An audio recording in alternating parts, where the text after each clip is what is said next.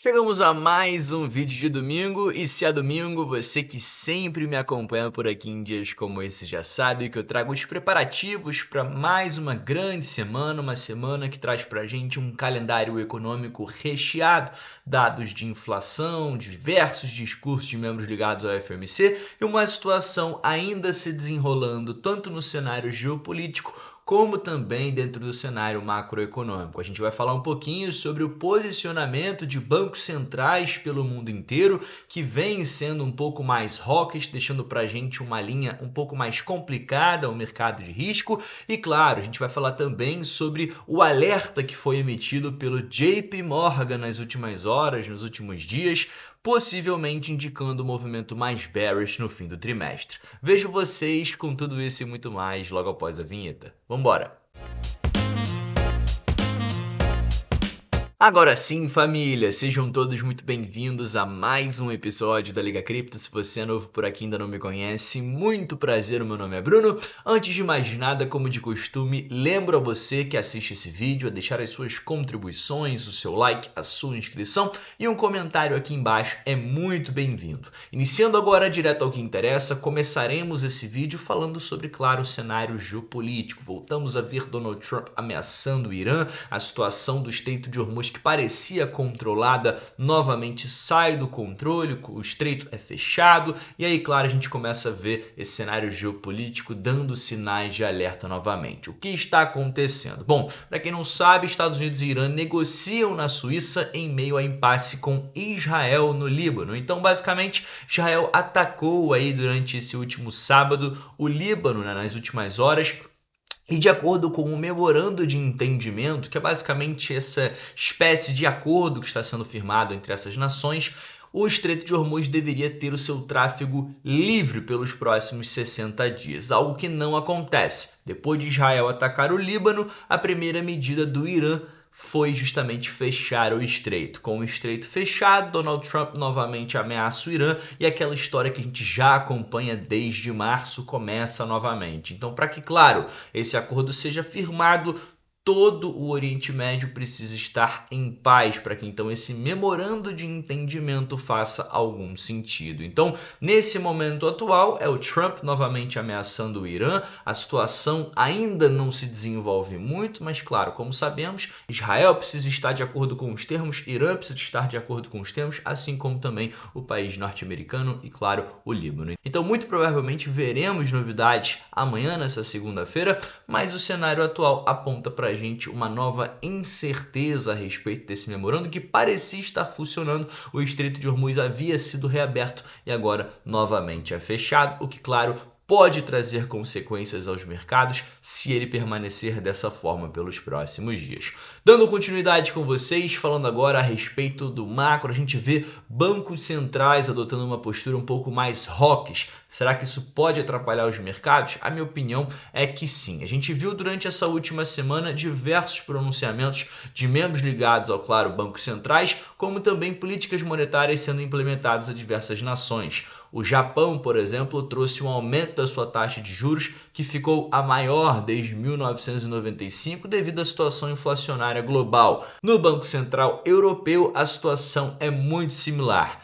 Desde 2023 não se via aumento das taxas e agora com essa situação inflacionária o mesmo aconteceu. Por lá eles também elevaram as taxas pela primeira vez em 3 anos. Já nos Estados Unidos vimos a primeira coletiva de imprensa com Kevin Warsh, que de certa forma se mostrou hawkish, mostrou que não vai deixar qualquer tipo de pista com relação à política monetária norte-americana, mas optou por manter nesse primeiro momento as taxas inalteradas, ou seja, houve uma manutenção das taxas nos Estados Unidos. No entanto, 9 membros do Fed se mostraram interessados em trazerem aí novos aumentos dentro das próximas declarações do FOMC, ou seja, as próximas reuniões vão ocorrer em 29 de julho, 16 de setembro, 28 de outubro e 9 de dezembro, ainda esse ano de 2026, ou seja, 4 reuniões aí até o final do ano. E muito provavelmente até o final do ano veremos, quem sabe, 1 ou até mesmo 2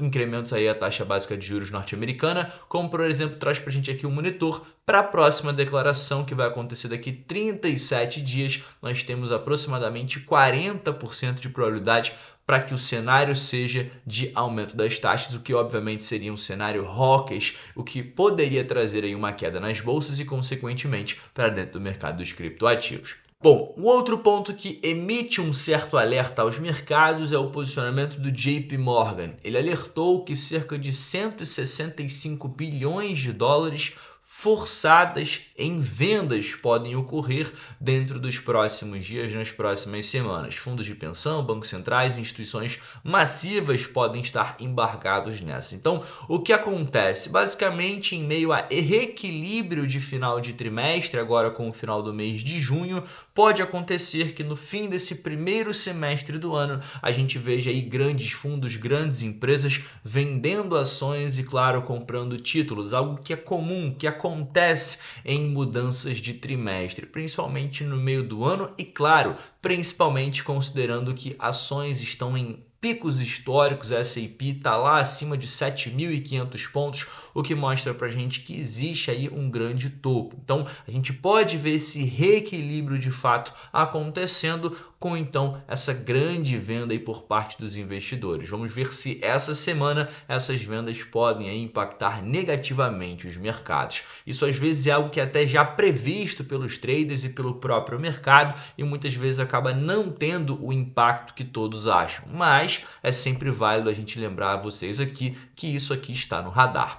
Dando continuidade, falando sobre o calendário econômico para essa semana, como eu falei, temos a situação geopolítica, essa situação macroeconômica envolvendo os bancos e a política monetária dos bancos recentemente falando, ou seja, o mercado ainda pode digerir a política monetária adotada no Japão, no Banco Central Europeu, como também, claro, nos Estados Unidos, mas essa semana temos discursos de membros ligados ao FOMC, o que é bem interessante, e na quinta-feira temos o principal dado da semana, que é o dado de inflação referente ao mês de maio, o dado de PCE, que para quem não sabe é o principal índice de inflação acompanhado pelo Fed. Esse dado será divulgado na manhã de quinta-feira e promete emitir volatilidade ao mercado. Vale lembrar que ainda na quinta-feira temos dados semanais já conhecidos referentes ao mercado de trabalho norte-americano, que são pedidos iniciais e pedidos contínuos por seguro-desemprego. Caso o dado inflacionário mostre para a gente uma situação de inflação descontrolada, poderemos ver, é claro, o mercado reagindo negativamente, o que indica para a gente chance maior aí de ter um aumento das taxas já na próxima declaração do FOMC. Válido lembrar que também veremos o PIB referente ao primeiro trimestre, divulgação final, agora depois dos dados já corrigidos. E chegando agora ao fim do nosso vídeo, falando brevemente a respeito do mercado cripto, que deve acompanhar aí a tendência do restante dos mercados, principalmente da S&P no decorrer dessa semana. A gente vê Bitcoin se aproximando dos 64 mil dólares e, claro, essa semana, por mais uma vez, poderemos ver a saída de capital dentro daí dos ETFs spot de Bitcoin, que já vem sangrando aí nas últimas 6 semanas, quase 6 bilhões de dólares já foram dumpados aí nas últimas semanas, estamos falando aí de 1 mês e meio, então é o maior número de vendas, né, já vistas desde o lançamento do ETF, ou seja, essa pressão vendedora continua mostrando para a gente que os investidores não estão tão interessados assim no Bitcoin nesse momento, principalmente entendendo o macro e, claro, a geopolítica de momento. Então a gente pode ver que existe, claro, aqui uma tendência de queda no diário, claro, uma tendência de queda aqui no semanal também, quando o assunto é interesse aos ETFs, e por mais uma vez aqui a gente viu durante essa última semana mais saídas do que entradas aos ETFs. E o cenário tem sido esse basicamente desde o início do mês de maio, né? Então durante o mês de abril tivemos um mês até positivo, mas de maio em diante a coisa foi lá para baixo, que é justamente de onde estamos tirando essa estatística aqui de 6 semanas, quase 6 bilhões de dólares já saíram aí do Bitcoin. Então, muita atenção a isso, atenção ao que falamos durante todo o vídeo, aos principais dados econômicos dessa semana. Como eu falei, quinta-feira promete bastante volatilidade e no decorrer da semana a gente traz novidades também com relação a essa situação geopolítica e, claro, macroeconômica. Eu fico por aqui, agradeço a você que ficou comigo até o fim desse vídeo e te encontro numa próxima.